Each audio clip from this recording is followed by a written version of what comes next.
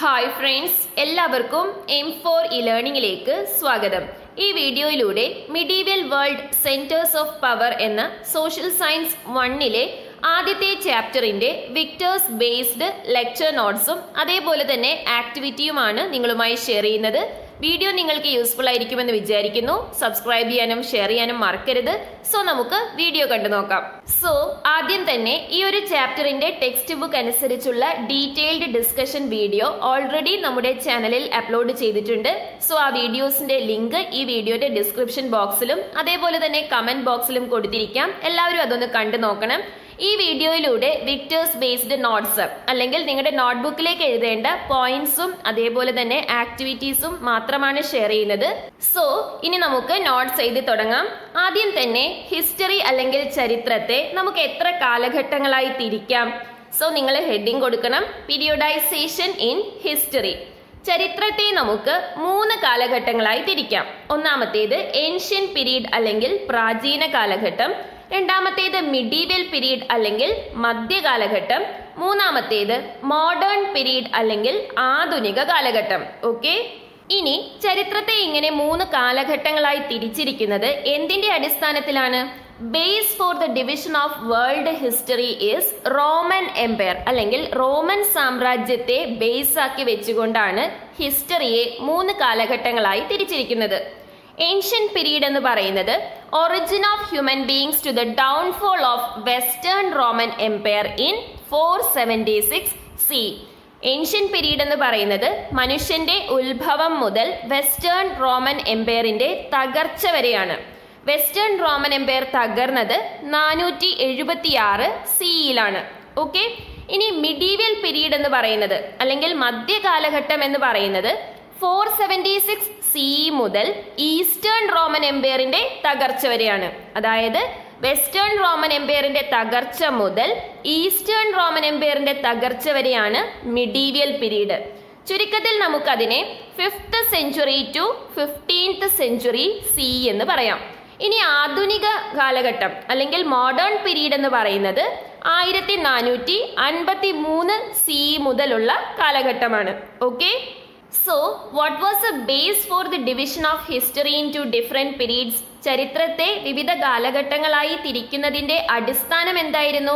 Roman Empire ആയിരുന്നു അല്ലേ? നമ്മൾ ആ കാലഘട്ടങ്ങൾ പറഞ്ഞപ്പോൾ തന്നെ മനസ്സിലായി, റോമൻ എംപയറിനെ ബേസ് ആക്കി വെച്ചുകൊണ്ടാണ് ഹിസ്റ്ററിയെ 3 കാലഘട്ടങ്ങളായി തിരിച്ചിരിക്കുന്നത്.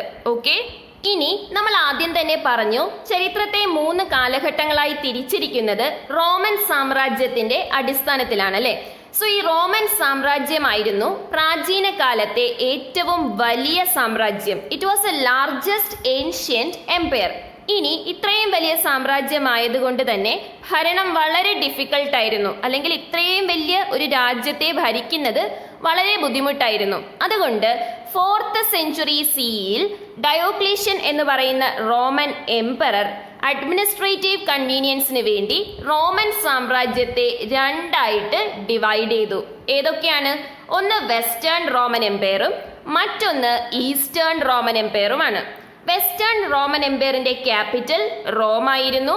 ഈസ്റ്റേൺ റോമൻ എംപയറിന്റെ ക്യാപിറ്റൽ കോൺസ്റ്റാന്റിനോപ്പിളും. കോൺസ്റ്റാന്റിനോപ്പിൾ ബൈസാന്റിയം എന്ന പേരിലാണ് അറിയപ്പെട്ടിരുന്നത്. അതുകൊണ്ട് തന്നെ ഈസ്റ്റേൺ റോമൻ എംപയറിനെ ബൈസാന്റിൻ എംപയർ എന്ന് വിളിക്കുന്നുണ്ട്. എന്നാൽ ഇന്ന് കോൺസ്റ്റാന്റിനോപ്പിൾ അറിയുന്നത് ഇസ്താംബുൾ എന്ന പേരിലാണ്. ഓക്കെ, സോ ഇത്രയും കാര്യങ്ങൾ നോട്ട് ചെയ്ത് വെക്കുക. ഇനി നമ്മൾ പറഞ്ഞു മിഡീവൽ പീരീഡ് എന്ന് പറയുന്നത് വെസ്റ്റേൺ റോമൻ എംപയറിന്റെ തകർച്ച മുതൽ ഈസ്റ്റേൺ റോമൻ എംപയറിന്റെ തകർച്ച വരെയാണ്. സോ മിഡീവൽ പീരീഡിലെ ഒരു അധികാര കേന്ദ്രം എന്ന് പറയുന്നത് ഈസ്റ്റേൺ റോമൻ എംപയർ ആണ്. ഈസ്റ്റേൺ റോമൻ എംപയറിലെ ക്യാപിറ്റൽ ആണ് കോൺസ്റ്റാന്റിനോപ്പിൾ. ഏറ്റവും ഫേമസ് ആയിട്ടുള്ള ഭരണാധികാരി അല്ലെങ്കിൽ എംപറർ ജസ്റ്റീനിയൻ ആണ്. ജസ്റ്റീനിയന്റെ ഏറ്റവും വലിയ കോൺട്രിബ്യൂഷൻ അല്ലെങ്കിൽ സംഭാവന എന്ന് പറയുന്നത് അദ്ദേഹത്തിന്റെ നിയമസംഹിത അല്ലെങ്കിൽ കോഡ് ഓഫ് ലോ ആണ്. ഈ കോഡ് ഓഫ് ലോ ഉണ്ടാക്കിയിരിക്കുന്നത് റോമിൽ നിലവിലുണ്ടായിരുന്ന നിയമങ്ങളെ കോഡിഫൈ ചെയ്തുകൊണ്ടാണ് അല്ലെങ്കിൽ ക്രോഡീകരിച്ചുകൊണ്ടാണ്. ഈ നിയമസംഹിതയ്ക്ക് പറയുന്ന പേരാണ് കോർപ്പസ് ജൂറിസ് സിവിലിസ്. ഈ നിയമം ഉണ്ടാക്കിയിരിക്കുന്നത് 3 കാര്യങ്ങളെ ബേസ് ചെയ്തിട്ടാണ്. ഒന്നാമത്തേത് റീസണിംഗ് അല്ലെങ്കിൽ ന്യായവാദം, രണ്ടാമത്തേത് ജസ്റ്റിസ് അല്ലെങ്കിൽ നീതി, മൂന്നാമത്തേത് ജനറോസിറ്റി അല്ലെങ്കിൽ ഔദാര്യം. ഇനി ജസ്റ്റീനിയന്റെ കാലശേഷം ഈസ്റ്റേൺ റോമൻ എംപയർ തകരാനായിട്ട് തുടങ്ങി. അതിന്റെ കാരണമെന്ന് പറയുന്നത് Turks captured Constantinople in 15th century. 15ാം നൂറ്റാണ്ടിന്റെ ആരംഭത്തിൽ തന്നെ തുർക്കികൾ എന്ത് ക്യാപ്ചർ ചെയ്തു? കോൺസ്റ്റാന്റിനോപ്പിൾ, അതായത് ഈസ്റ്റേൺ റോമൻ എംപയറിന്റെ തലസ്ഥാനമായ കോൺസ്റ്റാന്റിനോപ്പിളിനെ 15ാം നൂറ്റാണ്ടിൽ തുർക്കികൾ കീഴടക്കി. അങ്ങനെ ഈസ്റ്റേൺ റോമൻ എംപയർ ഇല്ലാതെയാവുകയാണ് ചെയ്തത്. ഓക്കെ, ഇനി ഈസ്റ്റേൺ റോമൻ എംപയറിന്റെ തലസ്ഥാനം കോൺസ്റ്റാന്റിനോപ്പിൾ ആണ് അല്ലെ. കോൺസ്റ്റാന്റിനോപ്പിൾ എവിടെയാ സ്ഥിതി ചെയ്യുന്നത്? ഗൾഫ് ഓഫ് ബോസ്ഫോറസ് എന്ന കടലിലാണ് കോൺസ്റ്റാന്റിനോപ്പിൾ സ്ഥിതി ചെയ്യുന്നത്. ഈ ഗൾഫ് ഓഫ് ബോസ്ഫോറസ് എവിടെയാണ്? മെഡിറ്ററേനിയൻ സീക്കും ബ്ലാക്ക് സീക്കും ഇടയിലാണ് ഗൾഫ് ഓഫ് ബോസ്ഫോറസ് ഉള്ളത്. ഈ സിറ്റിക്ക് കോൺസ്റ്റാന്റിനോപ്പിൾ എന്ന് പേര് നൽകിയിരിക്കുന്നത് റോമൻ എംപററായ കോൺസ്റ്റാന്റിന്റെ പേരിൽ നിന്നാണ്.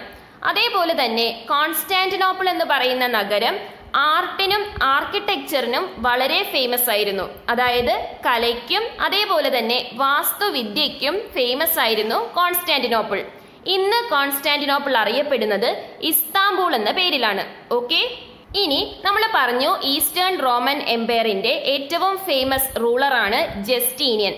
ജസ്റ്റീനിയന്റെ ഏറ്റവും വലിയ കോൺട്രിബ്യൂഷൻ അദ്ദേഹത്തിന്റെ നിയമസംഹിത അല്ലെങ്കിൽ കോഡ് ഓഫ് ലോ ആണ്. അതുകൊണ്ടാണ് വിൽ ദുറന്ത് സ്റ്റോറി ഓഫ് സിവിലൈസേഷനിൽ പറയുന്നത് history will judiciously forget the wars of Justinian and remember him for his laws. ചരിത്രം നീതിപൂർവം ജസ്റ്റീനിയന്റെ യുദ്ധങ്ങളെ മറക്കുകയും അദ്ദേഹത്തിന്റെ നിയമസംഹിതയുടെ പേരിൽ ഓർക്കുകയും ചെയ്യുമെന്ന്. മനസ്സിലായല്ലോ? സോ ഇനി അടുത്തത് ഒരു ആക്ടിവിറ്റി ആണ്. എന്താണ് നമ്മളോട് ചെയ്യാൻ പറഞ്ഞത്? Observe the map of eastern Roman empire and find out the regions of West Asia, Europe and Africa included in it with the help of an atlas. Prepare a list of the countries in which they are located. അതായത് eastern Roman എംപയറിന്റെ map observe ചെയ്ത് 3 regions, അതായത് west Asia, Europe, Africa, ഈ 3 റീജിയൻസിൽ വരുന്ന രാജ്യങ്ങളുടെ പേര് list ചെയ്യാനാണ് പറഞ്ഞിരിക്കുന്നത്. ഓക്കെ, സോ നമുക്ക് ആദ്യം തന്നെ ഈസ്റ്റേൺ റോമൻ എംപയറിന്റെ മാപ്പ് ഇതാണ്. ഈ മാപ്പ് നോക്കിയിട്ട് വേണം നമ്മൾ ഈ ഒരു ആക്ടിവിറ്റി കാർഡ് ഫിൽ ചെയ്യാനായിട്ട്. സോ ഇവിടെ വെസ്റ്റ് ഏഷ്യ എന്ന് പറയുന്ന റീജിയനിൽ വരുന്ന 3 രാജ്യങ്ങൾ ഏതൊക്കെയാണ്? Syria, Asia minor, Palestine. Okay, ഇനി അടുത്തത് യൂറോപ്പാണ്. യൂറോപ്പിൽ വരുന്ന 3 രാജ്യങ്ങൾ സ്പെയിൻ, ഇറ്റലി, ഗ്രീസ്. ലാസ്റ്റ് ആഫ്രിക്കയാണ്. ആഫ്രിക്കയിൽ വരുന്ന 2 രാജ്യങ്ങൾ നോർത്ത് ആഫ്രിക്കയും ഈജിപ്തുമാണ്. ഓക്കെ, സോ ഈ ആക്ടിവിറ്റി കാർഡ് ഫിൽ ചെയ്യണം. ഇനി അടുത്തതും ഒരു ആക്ടിവിറ്റി ആണ്. ഇവിടെ ആക്ടിവിറ്റി കാർഡിൽ എന്താ തന്നിരിക്കുന്നത്?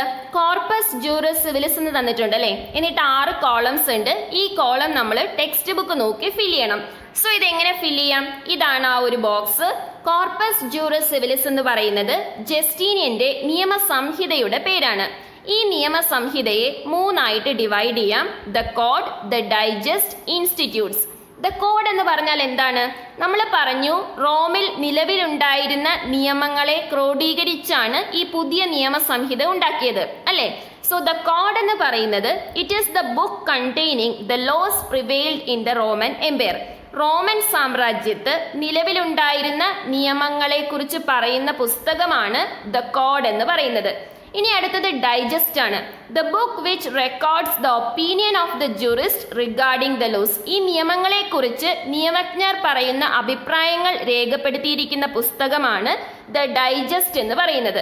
ഇനി അവസാനത്തത് ഇൻസ്റ്റിറ്റ്യൂട്ട്സ് ആണ്. എന്താണ് ഇൻസ്റ്റിറ്റ്യൂട്ട്സ് എന്ന് പറയുന്നത്? The small book intended for the study of law.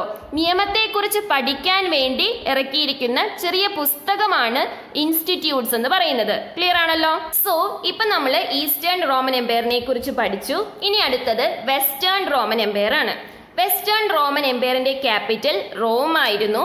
എന്നാൽ മിഡീവൽ പീരീഡിന്റെ ആരംഭത്തിൽ തന്നെ വെസ്റ്റേൺ റോമൻ എംപയർ തകർന്നിരുന്നു അല്ലെ. ആ തകർച്ചയ്ക്കുണ്ടായ കാരണം എന്താണ്? നിരന്തരമായിട്ട് ജർമ്മൻ ട്രൈബ്സ് വെസ്റ്റേൺ റോമൻ എംപയറിനെ ആക്രമിച്ചിരുന്നു. അതേപോലെ തന്നെ ചില നാടോടികൾ വെസ്റ്റേൺ റോമൻ എംപയറിന്റെ ടെറിട്ടറീസ് അല്ലെങ്കിൽ അതിർത്തികളെ പിടിച്ചെടുക്കുകയും ചെയ്തിരുന്നു.